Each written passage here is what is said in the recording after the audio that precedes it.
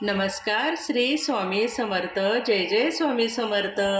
हाय मैत्रिणींनो, आपण कितीतरी वर्षानंतर भेटतोय, कारण मधल्या पिरियडमध्ये मला व्हिडिओ करायला जमले नाही. तर चला, आज मी नवीन रेसिपी घेऊन आले. सांडगे.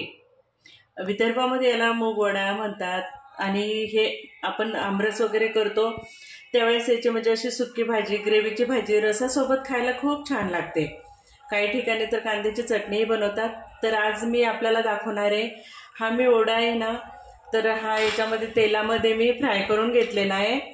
आणि मसाला बनवण्यासाठी आपल्याला लागणारं साहित्य आहे कोथिंबीर, कांदे, लसूण, खोबरं, हिरवी मिरची टाकायची थोडीशी, छान स्वाद येते भाजीला, धने, तीळ आणि फोडणीसाठी मोहरी घेतली, रेडीमेड लाल मिरची पावडर, हळद, मटन मसाला आणि प्रवीण मसाला घेतलेला आहे. तर आणि टोमॅटो आपण त्याची पेस्ट बनवू आपण आणि तेलामध्ये फ्राय करू. तर हे सर्व मसाले मी भाजून घेणार आहे. तर चला, तर मग मसाला तयार करूया आपण. हे असे टोमॅटो मी कट करून मिक्सरच्या भांड्यामध्ये टाकलेले आहे. चला, याची आपण प्युरी बनवून घेऊया. हे अशी टोमॅटो प्युरी आपण बारीक केली. चला, तर मग आता आपण गॅस चालू करूया. त्या कढईमध्ये मी तेल तापायला ठेवलेलं आहे. आता कढईमधलं तेल आपण तापून घेऊया.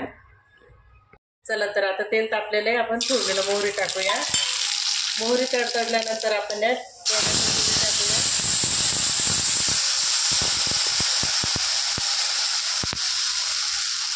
आणि चांगल्या प्रकारे आपण तिला परतून घेऊया. हा जो मसाला मी तुम्हाला सांगितला होता तो मिक्सरमधून काढला मी. आता आपण चांगला याच्यामध्ये फ्राय करून घेऊया. पण टोमॅटो अगोदर बारीक पेस्ट करून त्याच्या याच्यामध्ये फ्राय केला. आता हा बाकीचा कांदा, लसूण, अद्रक, खोबरं, तुम्हाला अद्रक दाखवायचीच विसरून गेली होती मी, पण यात थोडीफार अद्रक घ्या आणि हे सर्व मिक्सरमधनं बारीक केल्यानंतर अशा प्रकारे यात परतून घ्या. कारण खाताना ना खूप छान लागते. अप्रतिम भाजी होते, खूप छान लागते.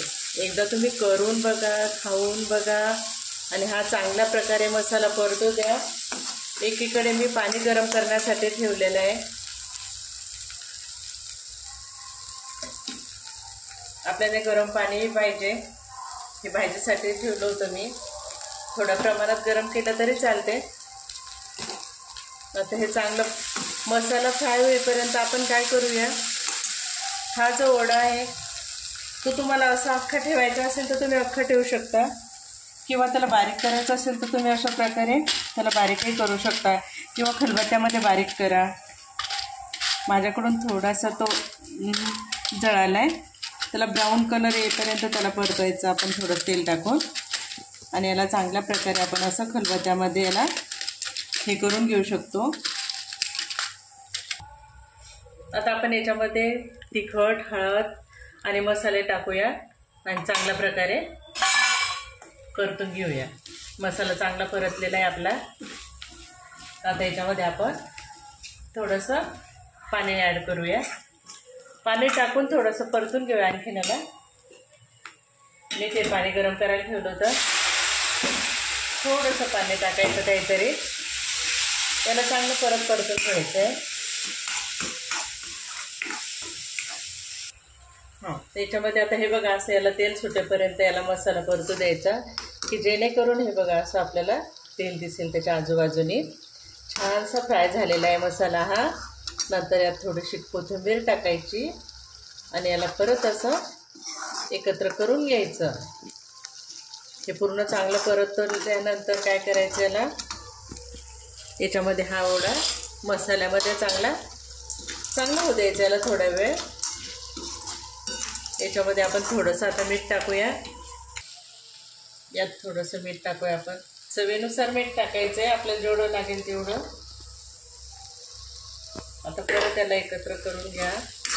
याला मसाल्यामध्ये आणखीन थोडा वेळ चांगलं होऊ द्या.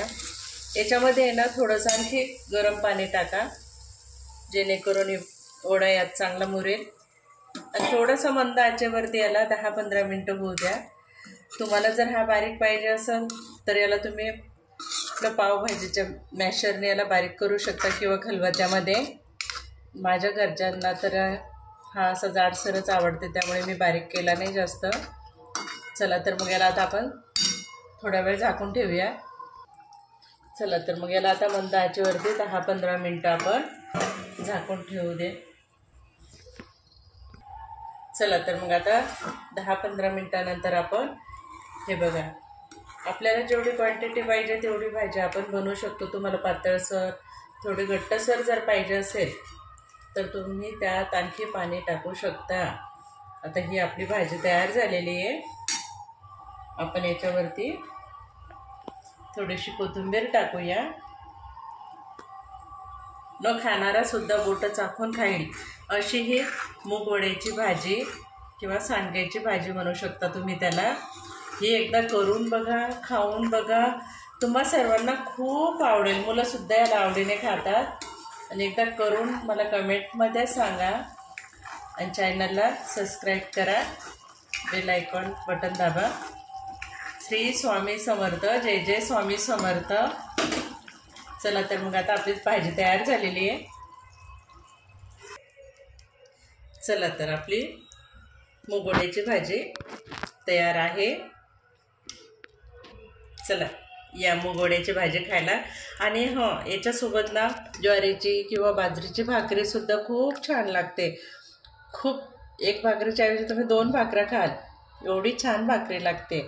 आणि हे बघा आपली भाजी किती छान अप्रतिम दिसायला जशी आहे तशी ती खायला पण खूप स्वादिष्ट आणि खूप छान झालेली.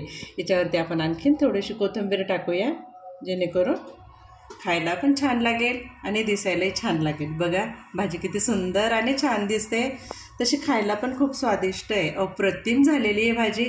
एकदा खाऊन बघा आणि मला सांगा. श्री स्वामी समर्थ. जय जय स्वामी समर्थ. परत भेटूया आपण. बाय.